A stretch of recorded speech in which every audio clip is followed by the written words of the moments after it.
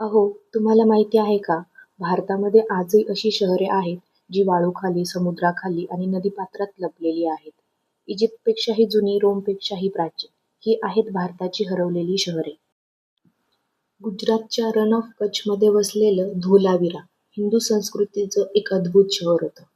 उत्कृष्ट शहर रचना, पाणी साठवण्याची प्रगत व्यवस्था, राजा व सामान्य नागरिकांसाठी वेगवेगळे भाग. ही केवळ प्राचीन संस्कृती नव्हे, तर आधुनिक विचारसरणीचं उदाहरण होतं. द्वारका समुद्रात बुडालेलं श्रीकृष्णाचं नगर. गुजरातच्या किनाऱ्याजवळ समुद्राखाली द्वारकेचे अवशेष सापडले आहेत.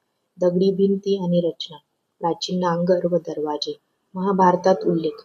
ही खरंच श्रीकृष्णाची द्वारका होती का? विज्ञान म्हणतं इथे नक्कीच एक मोठं शहर होतं. कालीबंगन अग्निकुंडाचं शहर. राजस्थानमधील कालीबंगन हे ठिकाण सांगतं अग्निकुंड, जगातील सर्वात जुनी नांगरलेली शेती, भूकंपामुळे शहर नष्ट झाल्याचे पुरावे. गुजरातमधील लोथल हे भारताचं सर्वात प्राचीन डॉकयार्ड मानलं जातं. जगातील पहिल्या बंदरांपैकी एक.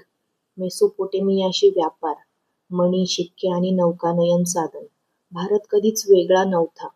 तो जागतिक व्यापारात अग्रस्थानी होता. आता प्रश्न हा आहे की ही शहरे नष्ट का झाली? हवामान बदल, नद्यांचा मार्ग बदलला, भूकंप, समुद्र पातळीत वाढ. इतिहास नष्ट नाही झाला, तो फक्त लपला, बुडला आणि थांबला. आज अजून किती शहरे आपल्या पायाखाली लपलेली असतील आणि भारताचा किती इतिहास अजून शोधायचा बाकी आहे.